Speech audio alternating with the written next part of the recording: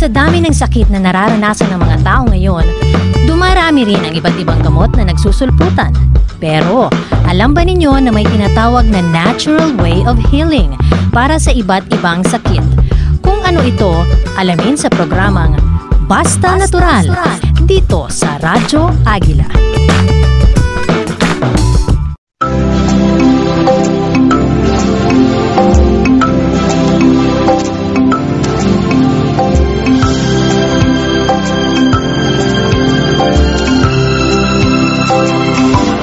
Itong pinag-uusapan natin, carpal tunnel syndrome. Ngayon, pagka nagpakonsulta, sabi ko nga kanina, huwag niyong ipagwalang bahala na simpleng pamamanhid ng kamay.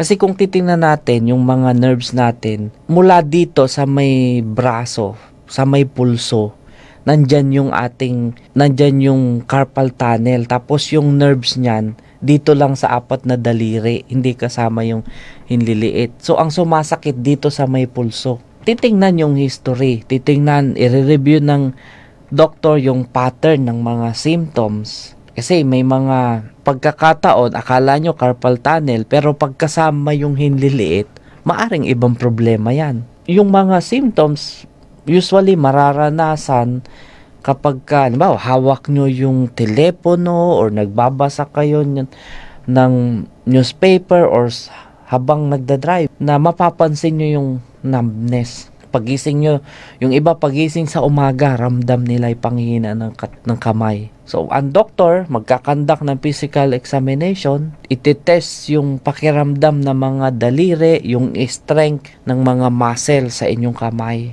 Ibebend ang wrist, itatap, di ba? Yung pinapalo, parang may maliit na martilyo. Yung mga nerve, o kaya, yung ipipress yung nerve na pwede mag-trigger ng mga symptoms. Pwedeng ipa-x-ray. Depende po yan sa doktor. Ang doktor pwede mag-recommend ng x-ray dun sa affected wrist. Pero titingnan, baka nga ibang reason, it could be arthritis or merong fracture. Pero yung x-ray kasi hindi siya helpful pagdating sa diagnosis ng carpal tunnel syndrome.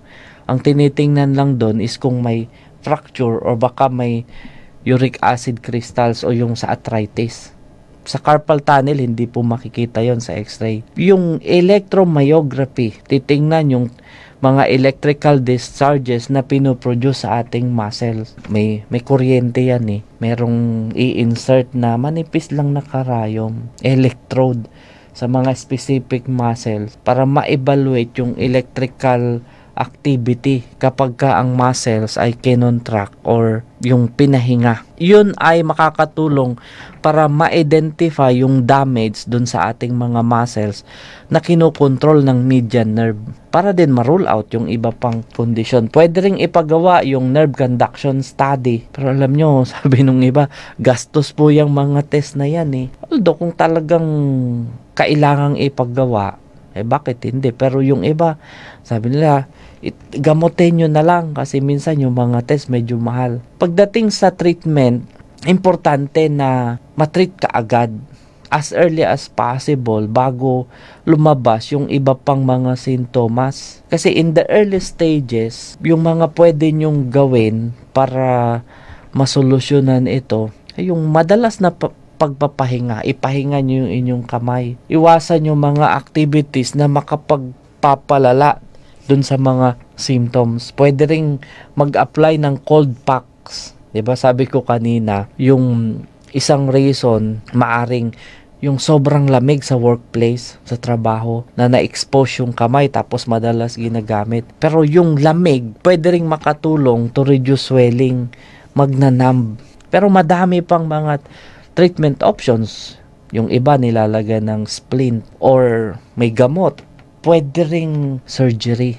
Yung splinting at yung iba pang mga conservative treatments, pwede siyang makatulong kung mild to moderate yung symptoms. Na yung bang nawawala din, yung parang nawawala tapos babalik na naman. Pero kung yung numbness ay nagtagal ng, let's say, more than 10 months, almost 1 year, ayun na, nandun na yung surgery. May non-surgical therapy, yung wrist splinting, saka yung pagbibigay ng mga NSAID, non-steroidal anti-inflammatory drugs.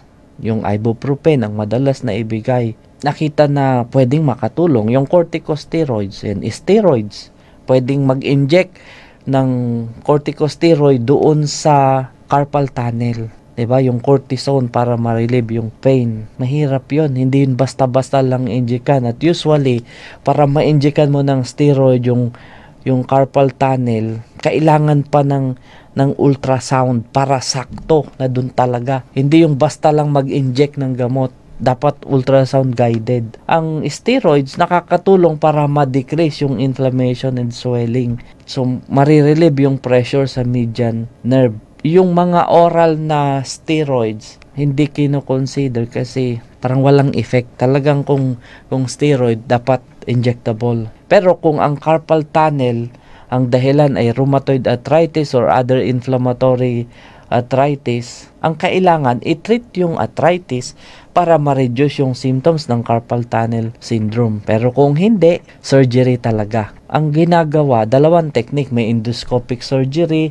merong open surgery. Yung endoscopic surgery, naman natin yun na gamit yung endoscope. So, konti lang yung hiwa. Pero yung open surgery, and kaya after that, maapektuhan yung lakas, yung grip ng kamay. May mga risk ang surgery. Minsan yung incomplete release ng ligaments, pwede magkaroon ng wound infection, ng scar formation, pwedeng magkaroon ng injury sa mga nerves or blood vessels. Although yung ligament naman, after ng surgery, sa healing process, nag-grow back yan naman yan eh. Yung healing process pag sinurgery matagal.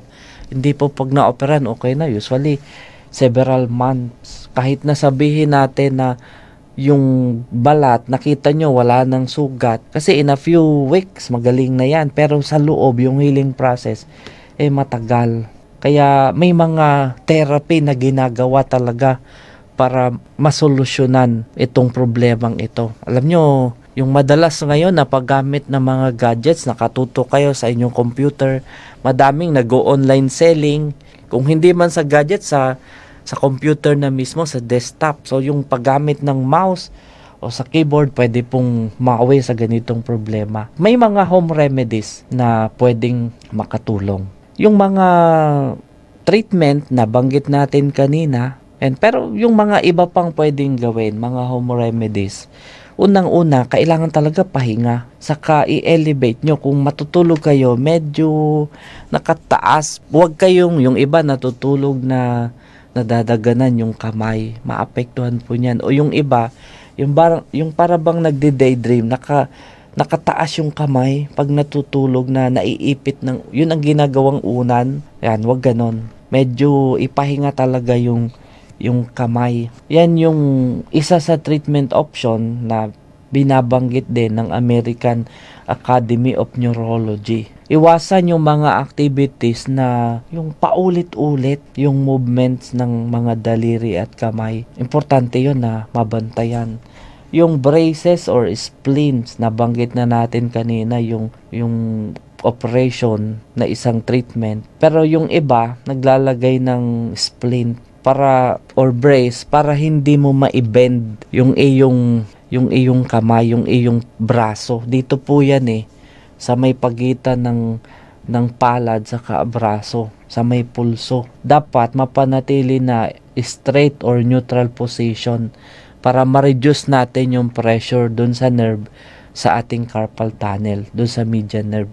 May mga study na ginawa, na publish sa Journal of Physical Therapy Science, na yung splinting nakakatulong para immobilize yung wrist in a neutral position na meron siyang impact sa ating median nerve. May mga hand brace or splint na pwedeng mabili.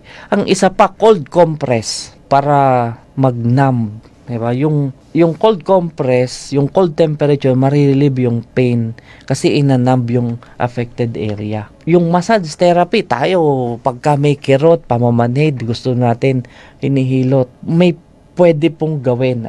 Yung may mga pressure point sa ating kamay na makakatulong para ma-increase yung blood supply para ma-relax yung stiff muscles, mai-improve yung mobility, ma-reduce yung pain. Yan, konting hilot. Yung warm water soak, ibabad nyo sa maligamgam na tubig yung inyong kamay.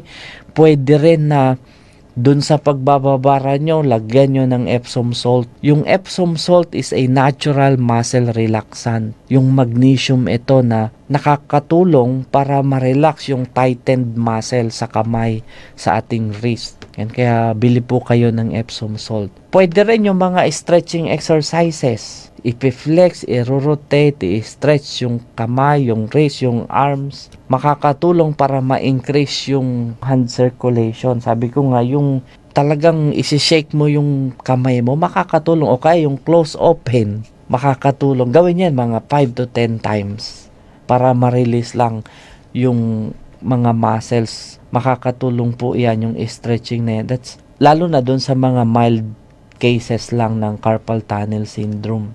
Yung acupuncture and acupressure, proven po natin yan. At ang practice ng acupuncture, make sure dun sa licensed acupuncturist lang kayo pupunta. Kahit dito po sa Pilipinas, may lisensya po yung nag-acupuncture. Kahit po medical doctor na, kumukuha pa rin ng license para sa acupuncture. Ako po isa sa license acupuncturist. 2004 pa ako nagka-lisensya. Isa ako dun sa mga unang batch na nabigyan ng lisensya for acupuncture. Importante po na pagka may ganitong kondisyon, ito yung mga home remedies, i-try din natin. Pero syempre kailangan pahinga. Ngayon, kung gusto nyo pang massage, ang magandang pang massage is castor oil. Although yung iba ginagamit yung castor oil for gastrointestinal problem, yun ba, kumakabag yung tiyan. Pero pwede rin po yan. May component ang castor oil na effective for treating carpal tunnel syndrome. Nakakatulong para ma-reduce yung inflammation, nasusuppress yung pain, at nare-restore yung normal functioning ng ating wrist. Yung flaxseed oil or linseed oil, pero medyo mahal itong ganitong klase ng oil. Pero pwede makatulong. Yung vitamin B6, meron ding study na yung kakulangan ng vitamin B6 ay isa sa factor kung bakit nagkakaroon ng carpal tunnel syndrome. So, kailangan maibigay natin yan sa ating katawan o kaya yung mula sa diet or pwedeng vitamins. Kasi ang vitamin B6, malaki yung role niya sa neurotransmitter synthesis, sa amino acid metabolism. Kaya dapat yung ating diet, nandyan yung mga vitamin B6 rich foods. May pag-aaral na ginawa sa Canada na publish sa Canadian Family Physician Journal na yung vitamin B6 use is recommended as part of complementary treatment to postpone hand surgery para dun sa mga merong carpal tunnel syndrome. Yung mga mayaman sa vitamin B6, salmon, tuna, sesame seeds, sunflower seeds, hazelnuts, garlic, oatmeal, brown rice, pistachio nuts, yan, mayaman sa vitamin B6. O kaya supplements. May mga nabibiling vitamin B6 50 to 100 milligram twice daily kapag kainom. Pero kung iinom kayo nito, magpakonsulta po sa inyong mga doktor. Katulad ng binanggit natin kanina, stretching exercises, yung pagtulog, make sure na elevated yung kamay. Huwag nyong gawing unan yung inyong mga braso. Kung gagamit ng mga mechanical tools, make sure yung wrist ay straight yung dito. Pantay ito.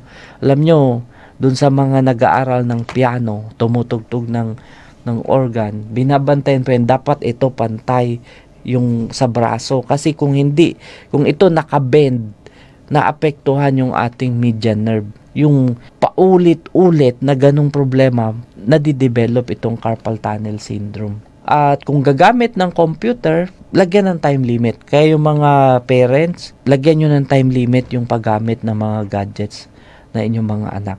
Yung pagkain ng mga antioxidant rich foods, makakatulong. Turmeric, makakatulong dahil nga sa meron siyang anti-inflammatory property. Olive oil, okay lang. Medyo limitahan yung red meat.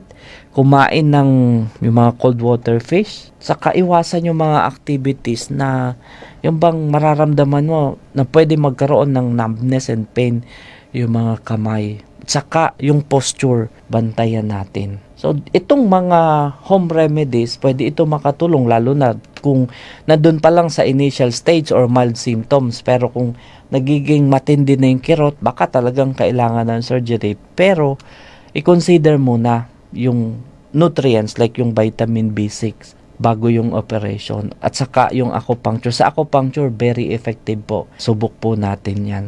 Kasi pag naoperahan, medyo humihina talaga yung kamay, yung braso. Kaya pwede namang maiwasan, pwede makatulong itong mga binanggit natin na mga home remedies.